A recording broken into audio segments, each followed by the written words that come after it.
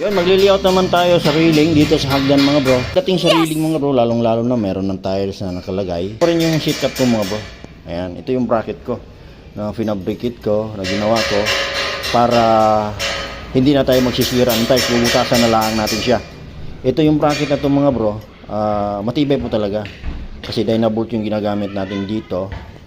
Ayan, bubutasan lang natin siya. Ang kakabitan muna ito, pwede naman. Then sa floor pwede rin para iwas sil-sil tayo, iwas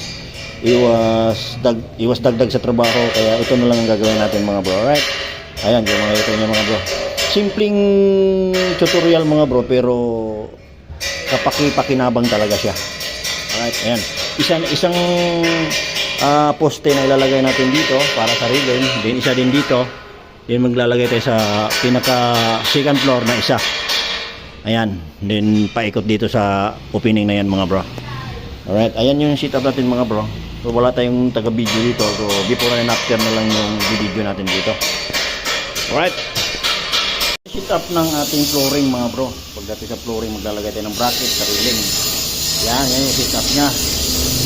Alright mga bro, so lalagyan na natin dyan ng pinaka-king post nya. Ito na yung po yung pinaka-king post nya mga bro. Yan. Yan. Pupuk ko lang. Right mga bro, yan.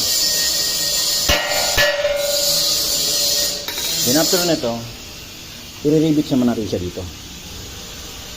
Yan. Kabilaan para matibay na siya. Ngayon, ito wala pa tong rebit ngayon, pero tingnan mo naman mga bro. Matibay na siya. Malinis, wala kang makikitang sil-sil dyan, wala kang makikitang butas dyan. Malinis siya tingnan.